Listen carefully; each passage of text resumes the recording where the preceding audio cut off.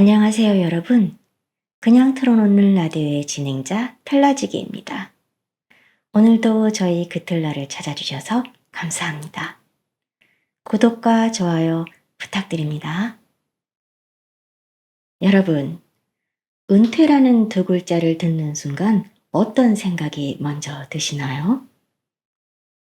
이제 내 인생의 뜨거웠던 무대는 끝났구나.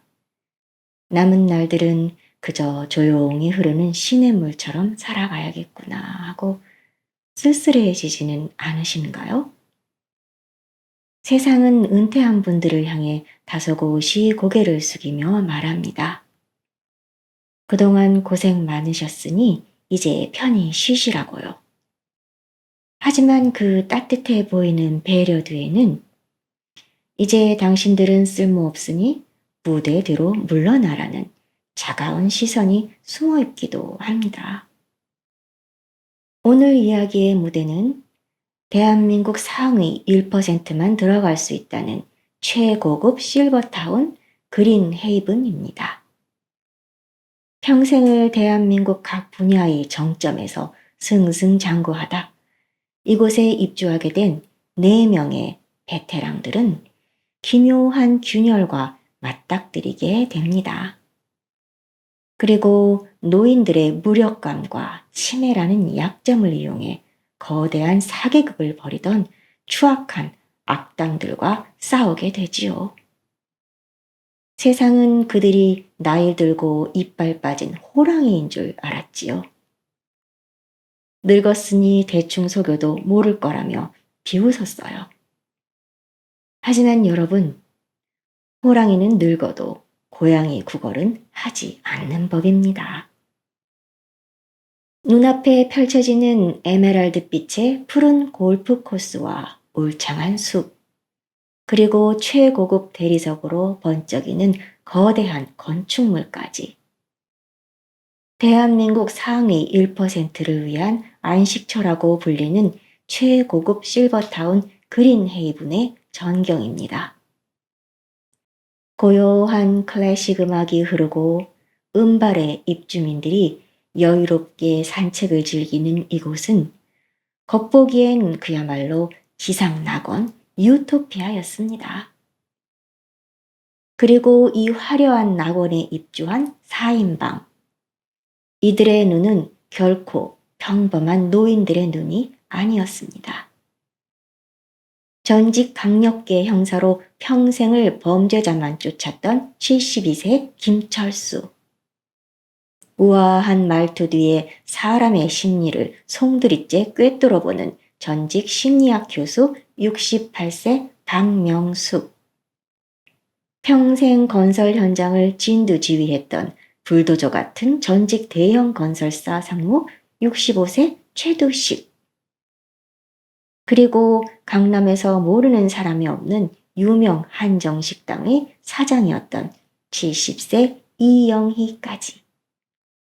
이 어마어마한 경력의 소유자들이 실버타운 식당에 모여 앉아 식사를 하던 어느 날이었습니다.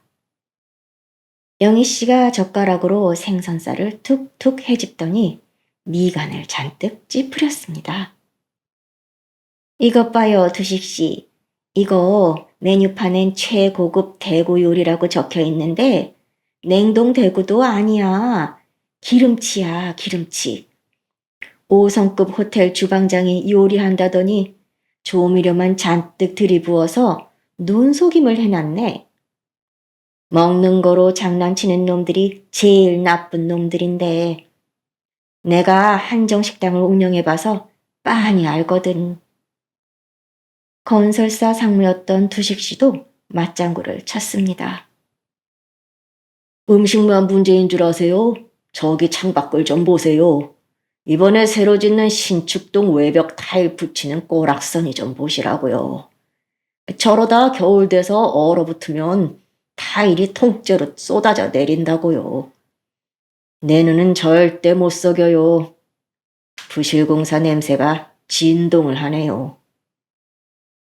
여러분, 이들은 평생 각 분야에서 귀신 소리 듣던 분들인데 오죽하겠습니까?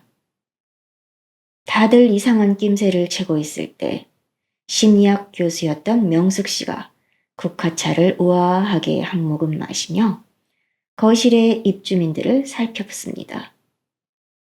그리고는 조용히 말했지요. 사람들 표정을 보세요. 다들 밥맛이 변하고 서비스가 예전만 못하다는 걸 느끼면서도 불만을 말하지를 못해요. 자식들한테 걱정 끼치기 싫거나 혹은 내 품위가 떨어질까봐 입을 닫고 있는 거지요. 집단 침묵의 전형적인 사례예요. 형사 출신 철수 씨는 낮고 서늘한 목소리로 목을 가다듬으며 말했습니다. 게다가 직원들 눈빛이 예사롭지 않아요. 노인들을 보살피는 눈이 아니라 감시하고 통제하려는 눈빛이에요. 그리고 어제 김 회장님 방에서 귀금속 금고가 통째로 없어졌다는 소문. 그거 절대 단순 분실 아닙니다. 범인은 내부에 있어요. 아니나 다를까 바로 그날 오후 사건이 터지고 말았습니다. 명숙 씨가 평생 보물처럼 여기던 남편의 유품인 다이아몬드 펜던트가 방에서 감쪽같이 사라진 것입니다. 명숙 씨는 즉시 관리실로 향했지요. 하지만 실버타운의 운영을 총괄하는 강 실장은 가증스러운 미소를 지으며 책상을 톡톡 두드리며 말했습니다. 아이고 교수님, 나이 드시면 깜빡깜빡 하시는 게 당연한 겁니다. 어제 산책로 걷다가 흘리신 거 아니에요? 저희가 보안 CCTV 다 확인해 봤는데 교수님 방에 들어간 사람은 아무도 없었습니다. 명숙 씨는 눈빛 하나 흔들리지 않고 냉정하게 가라앉은 목소리로 말했습니다. 강 본부장님, 내 기억력은 당신 직업윤리보다 훨씬 또렷해요. 당신들이 설치해둔 그 CCTV에 사각지대가 얼마나 많은지 내가 모를 것 같나요? 강 실장의 뻔뻔한 태도에 전직 형사 철수 씨의 피가 끓기 시작했습니다. 그날 밤 늦은 시각, 철수 씨는 보안실 근처를 배회하기 시작했지요. 형사 시절 밤을 새우며 잠복하던 감각이 살아나자 심장이 오랜만에 기분 좋게 쿵쿵 뛰었어요. 이른이 넘은 지친 몸이었지만 발소리를 죽이는 법만큼은 뼈에 아로새겨져 있었습니다. 철수 씨는 작게 중얼거렸습니다. 무릎이 좀 쑤시는군. 하지만 이 수상한 냄새, 누군가 더러운 무언가를 숨길 때 풍기는 그 특유의 악취, 오랜만이야. 철수 씨는 보안실 뒤편 쓰레기통을 뒤져 파쇄기에서 갈려나온 서류 조각들을 수거했습니다. 돋보기를 끼고 조각들을 겨우 맞추어 가던 철수 씨의 눈이 번쩍 뜨였습니다. 파편처럼 남아있는 단어들, 식자재 단가 후려치기, 그리고 입주민 약물 투여 목록. 다음 날 아침, 결국 식당에서 큰 소동이 일어났습니다. 영희 씨가 주방으로 당당하게 쳐들어가 유통기한이 한 달이나 지난 우유를 노인들에게 내온 직원에게 호통을 친 것이지요. 이거 먹고 애먼 노인네들 탈라면 너희가 책임질 거야? 당장 주방장 나오라고 해! 이때 강 실장이 들이닥치며 영희 씨의 앞을 가로막았습니다. 이영희 어르신, 자꾸 이러시면 곤란합니다. 최근 어르신 건강 차트에 치매 전조 증상이 있어서 정밀 검사가 필요하다고 적혀 있더군요. 다른 입주민들 불안하게 선동하지 마시고 어서 방으로 돌아가시지요. 멀쩡한 사람을 치매 환자로 몰아세우는 강 실장의 악독한 모욕.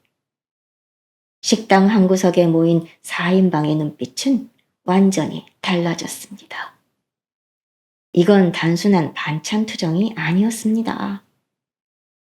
노인이라는 이유로 짓밟히고 있는 인간의 존엄성에 대한 싸움의 시작이었지요. 전직 형사 철수 씨가 말했습니다. 저놈들 우리를 그저 벽에 똥칠하다 죽을 늙은이로 보고 있어. 우리가 누군지 똑똑히 보여줘야겠지요. 두식 씨도 맞장구 쳤어요. 내 건설업계 인맥이며 정보력 총동원해서 이 건물 밑바닥 설계부터 부실 공사까지 싹 다 파헤쳐 버릴라니까요. 명숙 씨도 거들었습니다. 심리전은 제 전공이지요. 강 실장 저 친구 자만심이 하늘을 찌르더군요. 그 오만함이 본인에게 독이 되도록 만들어 줄게요. 이번 사건으로 가장 분노한 영희 씨도 말했습니다. 난 이 주방부터 접수하겠어요. 늙은이들 먹는 걸로 장난치는 놈들은 천벌을 받아야 돼요. 새벽 안개가 자욱하게 내려앉은 실번타운의 가장 외진 정자에 4사람이 은밀하게 모였습니다. 철수 씨가 밤새 파쇄 종이를 이어붙여 만든 서류 사본을 탁자 위에 올려놓으며 입을 열었지요. 단순히 식자재 비용 횡령하는 수준이 아니었어요. 이놈들 목적은 재산 기부 서약서예요. 자식 없는 독거 노인들이나 의지할 곳 없는 치매 초기 환자들을 타겟으로 삼아서 재산을 통째로 갈취하고 있는 거예요. 두식 씨도 자신이 알아낸 더러운 사실들을 이야기했습니다. 내가 슬쩍 새로 짓는 별관 자재 창고를 뒤져봤는데 철근이 전부 규격 미달에 재생강제를 쓰고 있더라고요. 이건 단순한 돈 빼돌리기가 아니라 건물이 무너지면 노인들 다 깔려 죽는 살인 행위예요. 하지만 강 실장 역시 만만한 상대가 아니었습니다. 그는 4인방이 자신을 조사하고 다닌다는 것을 눈치채고 노인들을 파멸시키는 가장 정교하고 가혹한 방법, 가스라이팅 작전을 시작했습니다. 어느 날 평생 미각 하나로 자부심을 지켜온 영희 씨가 정성껏 담근 장독대에 누군가 몰래 소금을 왕창 들이부었습니다. 영희 씨가 국물 맛을 보고 이게 왜 이렇게 짜냐? 소리를 지르자 기다렸다는 듯 직원이 다른 입주민들을 데려와 미리 바꿔치기한 정상 음식을 맛보게 했습니다. 그러더니 이렇게 말하는 겁니다. 어르신, 이건 전혀 안 짜요. 요즘 자꾸 입맛이 변하고 헛것을 보시는데 치매 검사가 정말 시급하시네요. 동료 입주민들의 수군거리는 시선 앞에 영희 씨는 순간 온몸에 피가 식는 듯한 모욕감을 느꼈습니다. 철수 씨 역시 마찬가지였습니다. 평생의 수사 기록과 강 실장의 비리 단서를 모아둔 서류 가방이 감쪽같이 사라졌다가 전혀 엉뚱한 화단 밑에서 발견된 것이지요. 직원은 또 뻔뻔하게 말했습니다. 형사님, 여기다 본인이 숨겨두고 왜 애먼 직원들한테 화를 내세요? 비웃음 섞인 직원들의 시선이 칼날처럼 철수 씨의 가슴을 찔렀습니다. 평생 당당하게 살아온 대선배들이 늙어서 미쳤다는 사회적 낙인 앞에 서서히 고립되어 가고 있었습니다. 심리학 교수였던 명숙 씨는 이 모든 상황이 자신들의 자아를 무너뜨리려는 강 실장의 치밀한 작전임을 간파했습니다. 공포는 무지에서 오고 고립은 자아를 무너뜨리는 법이니까요.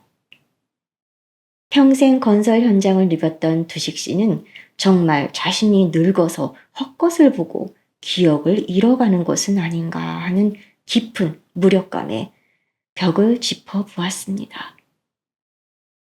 자식들에게 짐이 되기 싫어 들어온 실버타운이 도리어 자신들의 목을 죄는 감옥이 된 것이지요.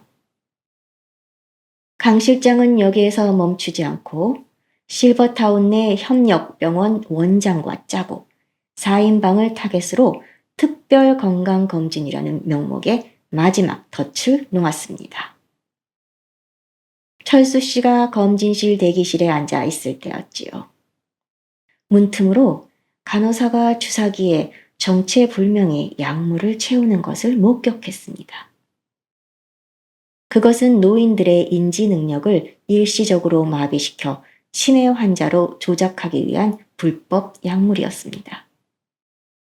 철수 씨가 거칠게 저항하자 대기하고 있던 검은 양복의 용역 직원들이 철수 씨를 강제로 내리 눌렀습니다. 바로 그 위기의 순간, 명숙 씨가 문을 열고 당당하게 걸어 들어왔습니다. 그녀의 손에는 녹음기가 켜져 있었지요. 명숙 씨가 크게 소리쳤습니다. 강 실장님, 그리고 원장 선생님, 의료법 위반 및 강제상해죄는 노인학대 가중처벌까지 더해져서 형량이 제법 높은 거 아시지요?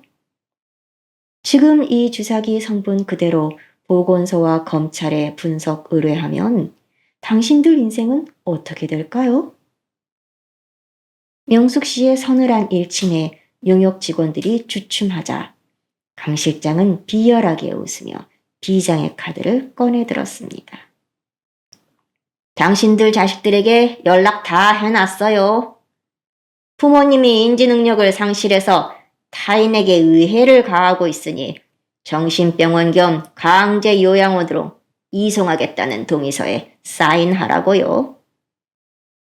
실제로 영희 씨의 아들이 사색이 되어 실버타운으로 찾아왔습니다.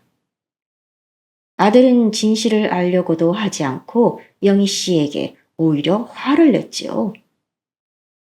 엄마, 제발 얌전하게 좀 계세요. 왜 자꾸 가만히 있질 못하고 사고를 쳐서 나를 이렇게 힘들게 만들어요. 평생 자식을 위해 영혼을 갈아넣으며 헌신했던 영희 씨는 세상에서 가장 믿었던 자식의 잔인한 불신 앞에 온 세상이 무너져 내리는 듯 했습니다. 텅 빈 방 안에서 불도 켜지 않은 채 홀로 어깨를 들썩이며 흐느끼는 영희 씨의 뒷모습은 차마 눈물 없이는 볼 수 없는 황혼의 슬픔이었습니다. 하지만 사냥꾼 4인방은 이대로 낙담하고만 있지 않았습니다. 그날 밤 철수 씨가 세 사람 앞에 낡은 가죽 수첩 하나를 꺼냈습니다. 그의 눈빛은 왕년의 강력계 형사반장의 눈빛으로 돌아와 있었습니다. 강 실장의 놈, 꼬리가 길면 밟히는 법이지요. 명숙 씨가 잃어버린 펜던트, 강 실장 개인 금고에 들어있을 거예요. 내가 저놈 비밀 금고 위치를 알아냈어요. 그리고 저놈이 과거 다른 실버타운에서도 똑같은 수법으로 노인들 재산을 갈취하고 강제로 행방불명시켜서 사망 처리했던 전과 기록도 전부 비밀 금고에 숨겨놓았을 거예요. 그것들만 가져오면 강 실장 무리의 범죄를 입증할 수 있어요. 그 말을 들은 두식 씨가 주먹을 불끈 쥐며 말했습니다. 내 인맥으로 저놈 뒤를 봐주고 있는 건설사 회장과 정치인이 누군지도 다 알아냈어요. 영희 누님, 울지 마세요. 이제부터는 저놈들이 도망치고 우리가 쫓는 거예요. 네 사람은 어둠 속에서 서로의 손을 포개어 맞잡았습니다. 그리고 나직이 외쳤습니다. 늙었다고 무시하지 마라. 우리가 겪어낸 세월이 너희의 얕은 탐욕보다 훨씬 깊다. 이제 본격적인 반격의 서막이 시작되었습니다. 강 실장의 압박도 더욱 심해졌습니다. 이제는 아예 눈을 가리고 이빨을 드러내며 물리적 폭력으로 변했습니다. 4인방의 방에 특별 방역을 핑계로 괴한들이 들이닥쳐 소지품을 죄다 뒤엎었고 외부와의 소통을 완전히 끊어놓기 위해 실버타운 전체에 고성능 전파 차단기까지 설치했습니다. 영희 씨는 강제 이송 동의서가 접수되었다는 통보에 식음을 전폐했습니다. 철수 씨는 보안팀에 의해 꼼짝달싹 못하게 방에 갇혔습니다. 평생을 가족을 위해, 나라를 위해 치열하고 당당하게 살아왔는데 내 인생의 끝이 이토록 허망한 감옥이란 말인가. 노년의 깊은 무력감이 온 방안을 짓눌렀지요. 하지만 철수 씨는 다시 용기를 내기로 했습니다. 일단 갇혀있는 방에서 나가야 했지요. 철수 씨는 형사 시절에 익힌 클립 하나로 문 따기 기술로 가볍게 자물쇠를 해제하고 방을 탈출했습니다. 철수 씨는 이미 관리실에 설치해둔 도청 장치를 통해 직원들의 대화를 엿듣고 있었어요. 철수 씨는 강 실장이 숨겨둔 비리 장부와 재산 관취 계약서가 지하 주차장 깊숙한 비밀 창고에 있다는 사실을 알아냈지요. 폭우가 무섭게 쏟아지는 밤, 이른이 넘은 철수 씨는 온몸으로 빗물을 맞으며 낡은 배수관을 타고 건물 외벽을 내려가기 시작했습니다. 마침내 철수 씨가 도착한 곳은 사방이 콘크리트로 막힌 폐쇄된 미로였습니다. 가쁜 숨을 몰아쉬며 길을 잃은 철수 씨의 품 안에서 두식 씨가 미리 건네주었던 구형 아날로그 무전기가 지지직거리며 켜졌습니다. 전파 차단기도 뚫지 못하는 아날로그 주파수였지요. 무전기 너머로 두식 씨의 노련한 목소리가 흘러나왔습니다. 철수 형님, 아니 형사님, 당황하지 마세요. 거기가 이번에 부실 공사한 별관 신축 부지랑 연결된 가벽 구간이에요. 설계도상으로는 거긴 비어 있어요. 벽면 오른쪽에서 세 번째 타일을 두드려 보세요. 소리가 다를 거예요.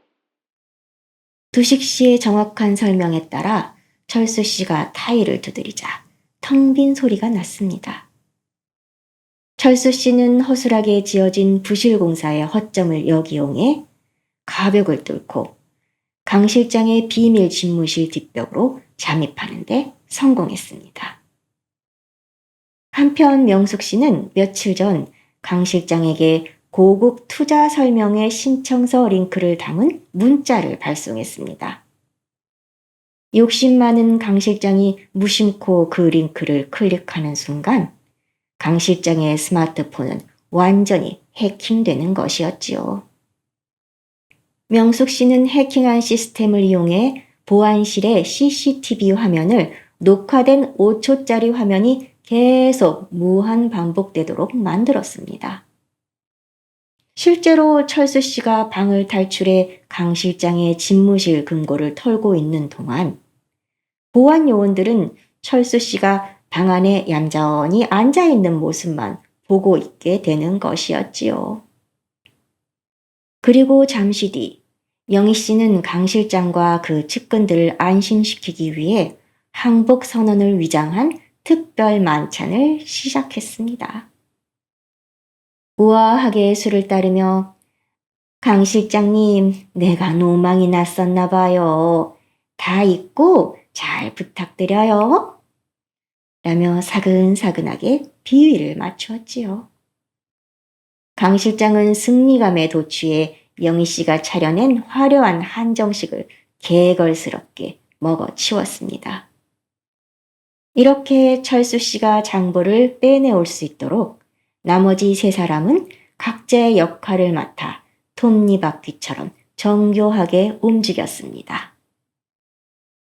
드디어 지하실에서 장부를 손에 넣은 철수 씨가 빠져나가려는 찰나 철수 씨는 강 실장의 최측근인 보안 팀장에게 뒷덜미를 잡히고 말았습니다.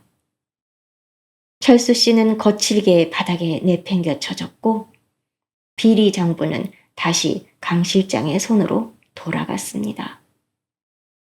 강 실장은 비열하게 웃었습니다.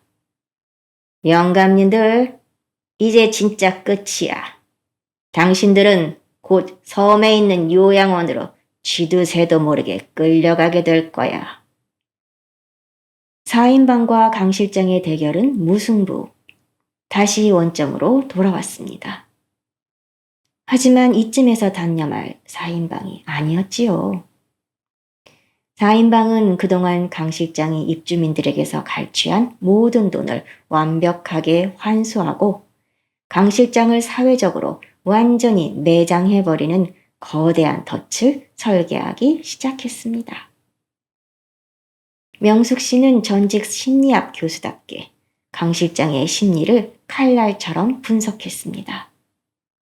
강 실장 같은 사기꾼 타입은 코너에 몰릴수록 더 거대하고 확실한 한탕으로 상황을 반전시키려고 하죠. 그의 가장 큰 약점은 자만심이에요. 자기가 세상에서 제일 똑똑하다고 믿는 것이지요. 두식 씨는 즉시 건설사에서 은퇴한 후배를 섭외했습니다. 그리고 실버타운 인근의 노른자위 부지를 대규모 카지노 리조트로 개발한다는 가짜 정보를 흘리기 시작했지요. 두식 씨는 강 실장에게 들리도록 복도에서 통화를 했습니다. 어이 김 회장, 그딱 말이야. 정부에서 비밀리에 카지노 승인이 났다며? 수익률이 무려 500%라니. 나도 실버타운 보증금 다 빼서 거기다 몰빵할까봐. 이건 아는 사람만 먹는 노다지야. 강 실장의 귀가 쫑긋해지다 못해 눈에 불이 켜졌습니다. 이 카지노 리조트 사업만 성공하면 이 지긋지긋한 노인네 타운에서 벗어나 평생 떵떵거리며 살 수 있을 거라 생각한 것이지요. 여기에다 영희 씨가 쐐기를 박았습니다. 영희 씨는 강 실장의 눈과 귀 역할을 하던 최측근 여비서에게 슬쩍 접근했습니다. 나 이제 여기 실버타운 떠나려고. 저기 두식 씨가 투자한다는 카지노 리조트에 내 한정식당 자리 하나 크게 빼놨거든. 예, 강 실장한테는 절대 비밀이다. 그 양반이 욕심이 많아서 알면 자기가 통째로 다 삼키려고 난리를 칠걸. 여비서를 통해 정보가 고스란히 전달되자 강 실장은 완전히 확신에 찼습니다. 강 실장은 탐욕에 눈이 멀어 4인방이 자기를 고발하려고 했다는 사실마저 깡그리 잊었습니다. 자기들끼리만 고급 투자 정보를 공유해서 큰 돈을 벌고 이곳을 나가려고 한다고 생각한 것이지요. 강 실장은 제 발로 명숙 씨의 방에 찾아와 투자를 중개해달라고 매달리기 시작했습니다. 명숙 씨는 고도의 심리학 기술인 미러링과 부정적 암시를 사용해가며 그의 이성을 완전히 마비시켜 버렸습니다. 명숙 씨는 한없이 부드럽고 차분한 목소리로 말했습니다. 강 실장님, 이건 너무 위험해요. 대기업 회장들만 들어가는 극비 투자라 최소 판돈만 100억이에요.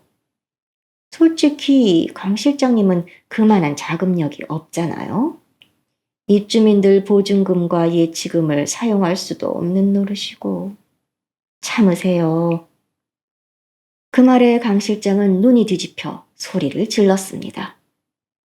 위험하긴 뭐가 위험해요? 돈은 내가 어떻게든 마련할 테니까 그 김 회장이라는 사람 연결이나 좀 해줘요.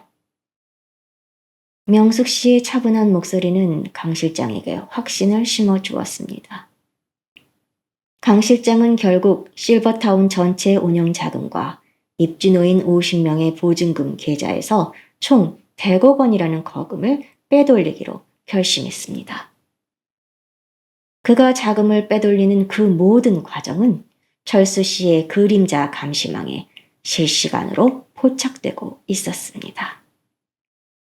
철수 씨는 옛 사이버 수사대 후배가 만든 가짜 투자 피싱 사이트에 강 실장이 접속한 로고 기록을 모조리 확보했습니다. 강 실장이 입주민들의 돈 100억 원을 가짜 계좌에 송금하는 순간 철수 씨의 모니터에 전송 완료라는 메시지가 떴습니다. 철수 씨의 입가에 차가운 미소가 번졌습니다. 걸려들었군. 제발로 감옥행 급행열차를 탔어. 다음 날 아침, 강 실장은 100억 원 투자 확인서라는 가짜 계약서를 들고 기쁨의 춤을 덩실덩실 추었습니다. 그리고는 4인방에게 퇴거 명령서를 던지며 소리질렀지요. 당신들 늙은이들 덕분에 내 노후가 풍족해졌어. 당장 짐 싸들고 나가라고. 안 나가면 용역 직원들 동원해서 당신들 짐짝 다 길바닥에 던져버릴 테니까. 그 말에 명숙 씨가 한없이 우아하고 부드럽게 웃으며 말했습니다. 강 실장님, 과연 누가 짐을 싸서 나가게 될까요? 참 기대되네요. 탐욕은 눈을 멀게 하고 자만은 귀를 막게 하는 법입니다. 자신이 친 거미줄에 자신이 걸린 줄도 모르고 거만하게 걸어나가는 강 실장의 등 뒤로 4인방이 나란히 서서 손을 흔들며 그를 배웅했습니다. 마침내 결전의 날이 밝았습니다. 그린헤이븐 창립 10주년 기념 파티가 열리는 대연회장은 정재계 인사들과 입주민들로 인산인해를 이루었고 화려한 조명과 꽃들로 가득했습니다. 100억 원 투자 성공에 한뜻 고무된 강 실장은 나비 넥타이를 매만지며 거드름을 피웠습니다. 4인방은 평소보다 훨씬 더 기품 있고 단정한 예복을 입고 나타났지요. 강 실장은 그들을 지나치며 비웃듯 속삭였습니다. 마지막 만찬이니 많이들 먹어두셔. 철수 씨는 품속의 무전기를 만지며 긴장을 늦추지 않았고 두식 씨는 연회장 천정의 대형 스크린 컨트롤러 위치를 확인했습니다. 행사의 하이라이트, 강 실장의 공로 치아 영상이 시작되자 강 실장이 단상에 올라 마이크를 잡았습니다. 그린헤이븐은 단순한 주거 공간이 아닙니다. 제가 여러분의 진정한 가족이 되어 바로 그 순간 대형 화면이 지지직거리더니 어젯밤 강 실장이 비밀 집무실에서 여비서와 나눈 추악한 대화 영상이 대형 스크린에 가득 올려 퍼졌습니다. 노친네들 돈으로 100억 투자에 성공했어. 이제 카지노만 완공되면 나는 돈방석에 앉는 거야. 그나저나 치매 환자로 몰아넣으니 돈 벌기 참 쉬워.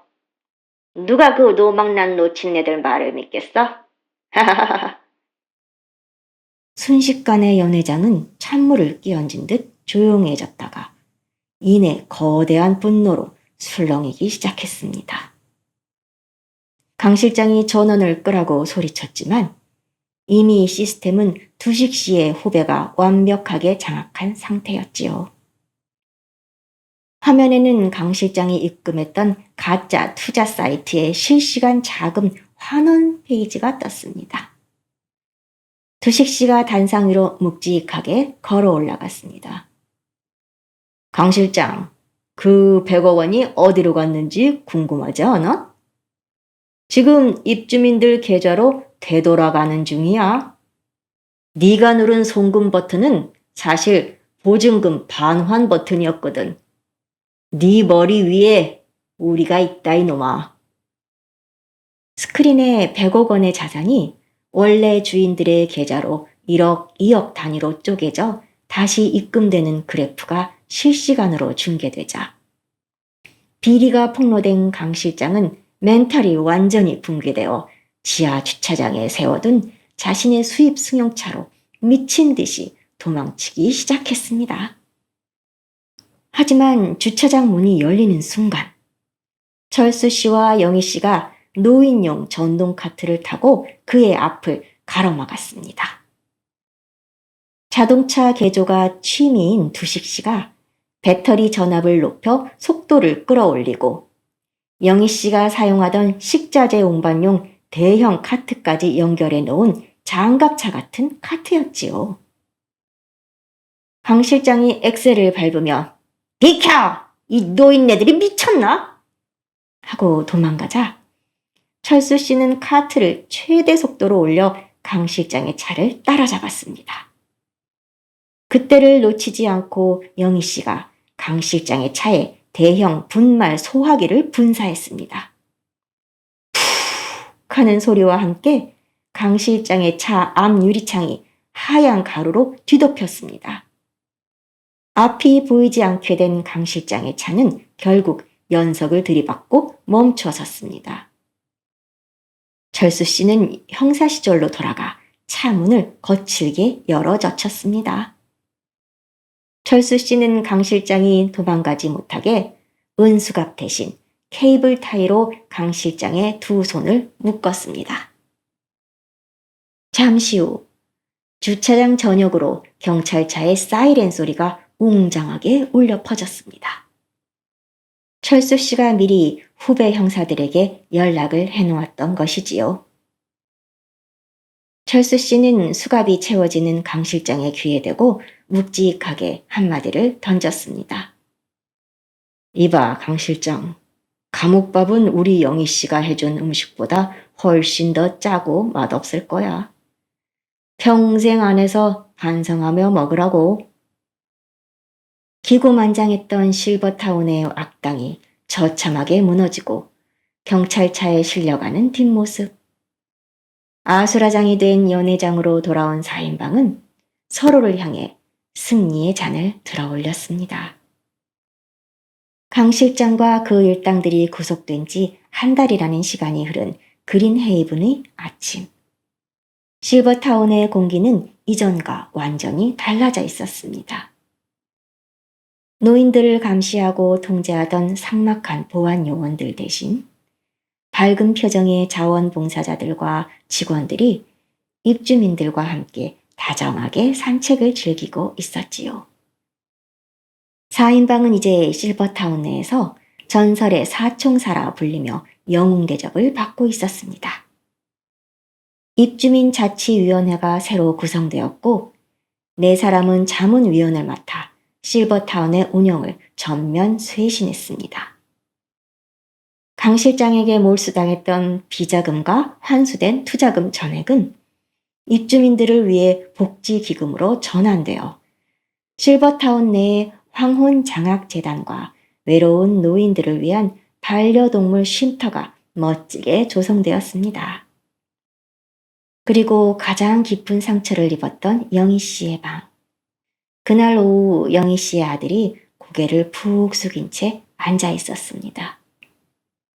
영희 씨는 아무 말 없이 아들이 어린 시절부터 가장 좋아했던 따뜻한 소고기 묵국을 정성껏 차려내어 상에 놓아주었지요. 아들은 국물을 한 모금 삼키더니 끝내 목이 메어 눈물을 뚝뚝 흘리기 시작했습니다. 엄마, 정말 죄송해요. 제가 사는 게 바쁘다는 핑계로 엄마 눈빛 한번 제대로 보지도 않고 그 사기꾼 강 실장 말만 믿고 엄마를 치매 환자 취급했어요. 제가 정말 죽을 죄를 졌어요. 영희 씨는 아들의 손을 따뜻하게 잡아주며 부드러운 미소를 지었습니다. 괜찮아. 평생 내가 차려준 밥 먹고 자란 내 새끼인데 내가 널 어찌 원망하겠니? 내 억울함은 나와 내 소중한 친구들이 다 풀었으니 너는 이제 너의 인생을 열심히 잘 살아라. 난 여기에서 당당하고 행복하게 살 테니까. 자식에게 버림받을지 모른다는 노년의 가장 원초적인 공포가 어머니의 깊은 용서와 화해로 승화되는 순간이었습니다. 영희 씨의 표정은 그 어느 때보다 평온했습니다. 한편 두식 씨는 자신의 전공인 건설 지식을 총동원해 부실공사 구간을 완벽하게 보수했고 노인들이 직접 무농약 채소를 재배할 수 있는 첨단 스마트 팜을 멋지게 설계했습니다. 이젠 벽 타일 떨어질 걱정은 하지 마세요. 내가 직접 감리 보고 밤새 철근 채워 넣었으니까요. 여긴 이제 감옥이 아니라 우리들의 안락한 보금자리예요. 라며 호탕하게 웃어 보였지요. 철수 씨 역시 실버타운 내에 실버 보안관 제도를 도입하여 은퇴한 노인들이 직접 단지의 안전을 책임지며 새로운 삶의 활력과 일자리를 얻게 만들었습니다. 명숙 씨는 실버타운 내에 작은 상담소를 열었습니다. 상담소 벽면에는 4인방이 강 실장을 응징할 때 썼던 작전 지도와 가짜 장부가 훈장처럼 액자에 담겨 걸려 있었습니다. 명숙 씨는 상담소를 찾아온 노인들에게 따뜻한 눈빛으로 말하곤 했지요. 우리는 낡아서 부서지는 것이 아니라 세월 속에 익어가는 중이에요. 과일도 성숙하게 익어야 제맛이 나듯 우리 인생도 지금이 가장 깊고 맛있는 시간이랍니다. 실버타운이 한눈에 내려다 보이는 아름다운 언덕 위. 네 사람이 나란히 서서 붉게 물들어가는 찬란한 석양을 바라보았습니다. 철수 씨가 덤덤히 말했어요. 병사생활 30년 한 것보다 이 친구들과 사냥했던 한 달이 내 심장을 가장 뜨겁게 뛰게 만들었구먼. 명숙 씨도 덧붙였지요. 우리들의 진짜 이야기는 이제부터 시작이에요. 세상엔 아직도 노인이라고 무시당하며 도움이 필요한 사람들이 너무나 많거든요. 영희 씨도 쾌활하게 말했어요. 내일은 내가 특식을 준비할게요. 이름하여 복수보다 달콤한 꿀갈비찜. 어때요? 그 말을 들은 두식 씨가 호탕하게 말했습니다. 허허허, 그거 좋지요. 자, 우리들의 녹슬지 않은 능력과 빛나는 황혼을 위하여! 사람들은 흔히 말합니다. 인생의 황혼은 그저 저물어가는 쓸쓸한 해질녘일 뿐이라고요. 하지만 오늘 그린 헤이븐의 사총사가 보여준 노련한 반격은 우리에게 묵직할 진실을 일깨워 줍니다. 나이는 숫자에 불과하며 우리가 평생을 바쳐 쌓아올린 지혜와 경험은 결코 늙지 않는다는 것을요. 황혼의 붉은 노을이 아름다운 이유는 해가 저물기 직전 자신의 전부를 불태워 마지막 빛을 뿜어내기 때문일 겁니다. 그동안 가족을 위해 고단한 삶을 견뎌오신 여러분께 깊은 경의를 표합니다. 이제는 망설임 없이 당신의 남은 황혼을 찬란하게 빛내시기 바랍니다. 당신의 무대는 아직 끝나지 않았습니다. 지금까지 여러분의 삶에 따뜻한 위로와 온기를 전해드리고 싶은 틀라지기였습니다. 구독과 좋아요, 알림 설정은 저희에게 큰 응원이 됩니다. 감사합니다.